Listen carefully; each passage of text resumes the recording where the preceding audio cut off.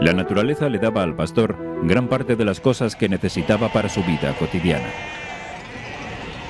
Este ciclo pastoril tradicional era circular, es decir, se repetía año tras año, estando claramente especificadas las labores que debía realizar en cada momento. El ciclo pastoril se encuadra dentro de la trashumancia y de las cabañeras, y comenzaba con la aparición de las estrellas denominadas Pléyades o Cabretas, que indicaban que ya era el momento de partir hacia tierra ajena o tierra baja, coincidiendo con los días de San Miguel o San Miguelada. Asimismo, la vuelta a casa también la marcarían los astros con el cinturón de Orión o fustes. El pastor era un excelente artesano. La disponibilidad de tiempo para tallar la madera, mientras los ganados pacían libremente por el monte, dejó buenas muestras de su habilidad creativa.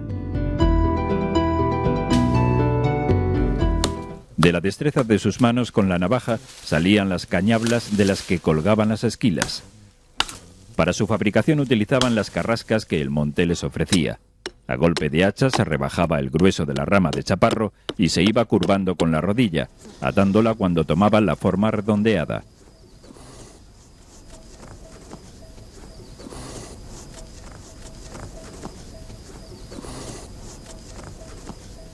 Después de un mes de secado, la cañabla ya se había moldeado.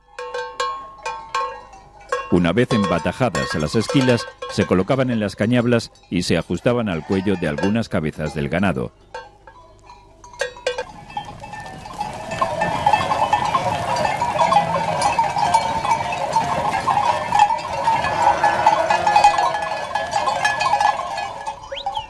Con la piel curtida de los animales sacrificados, los pastores se fabricaban los morrales.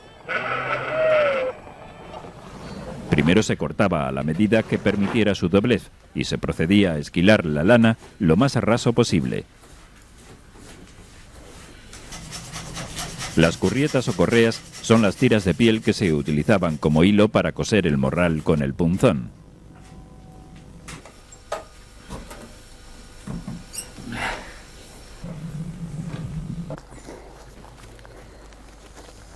Con las pieles también se fabricaban las zamarras, que les servían para proteger su espalda del frío y de la lluvia.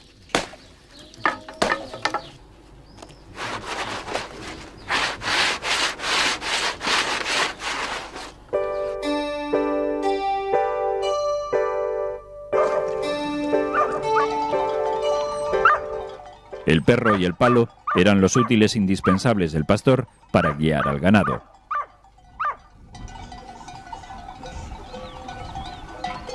El perro es la mejor herramienta de la que dispone el pastor para manejar el rebaño a su voluntad con el mínimo esfuerzo.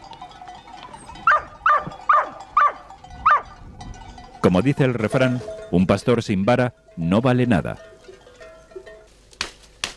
En sus desplazamientos por el monte, el pastor seleccionaba algunas avellaneras que tuvieran sus brotes rectos para proveerse de los palos que necesitaba. En el mes de abril, todavía en tierra baja, se esquilaba la lana. Con la llegada del calor, los animales debían ser desprendidos de su capa de lana para hacer frente a las altas temperaturas estivales.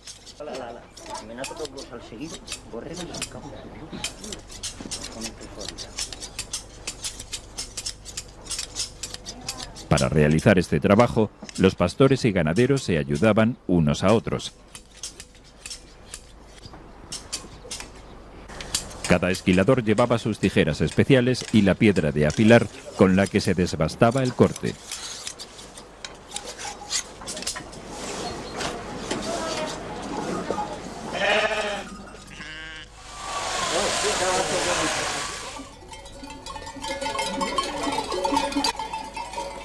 Unos 15 o 20 días después del esquileo, una vez que la lana empezaba a cubrirles la piel, los pastores procedían a marcar al rebaño.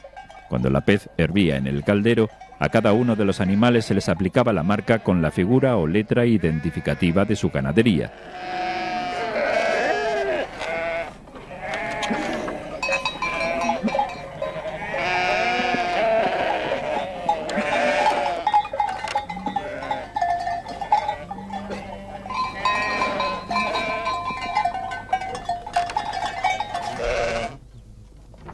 Antes de su regreso al pueblo en el mes de junio, los pastores debían realizar otras labores.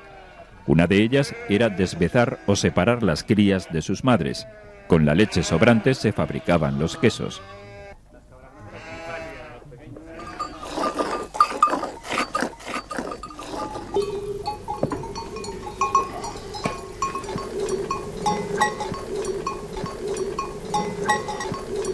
La leche recién ordeñada se calentaba hasta que alcanzaba la temperatura ideal. En ese momento se introducía el cuajo extraído del estómago de un cabrito para que la caseína se separara. Después de media hora de reposo aproximadamente, la caseína se había separado del suero y había que revolver esta materia pastosa para deshacerla en pequeños grumos. La forma redondeada de los aros moldeaba las bolas de caseína caliente, dejando escurrir el suero por la tabla para recogerlo en la cazuela. Una vez saladas las piezas de queso, se dejaban a curar en un lugar oscuro, normalmente una bodega o una cueva.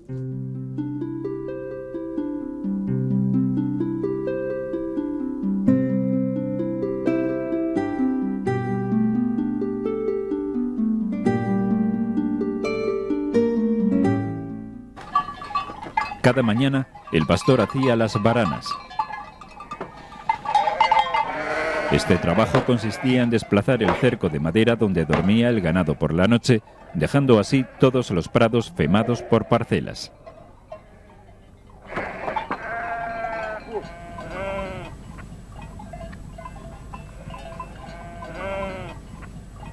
Una necesidad nutritiva del ganado ha sido la sal, sustancia de la que carecen los pastos del monte.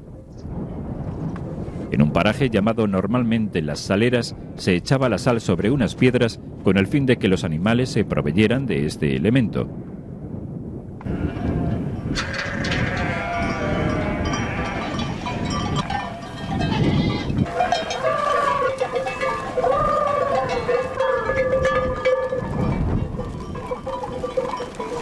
Y es que no en vano son numerosos y eficaces los conocimientos que los pastores han tenido de la naturaleza a lo largo de la historia, como resultado de una convivencia directa y diaria con ella.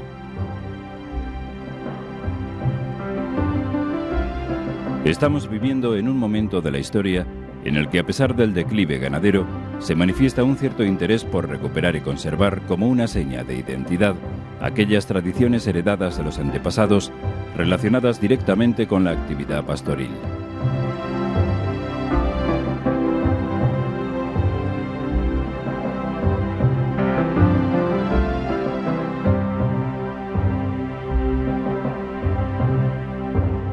Soy Eugenio Monesma, director y productor del documental que acabas de ver. Si te ha gustado, te animo a que te suscribas activando las notificaciones desde la campanita y así podrás disfrutar de los cientos de documentales que ya tengo en el canal y de los que semanalmente voy a ir subiendo.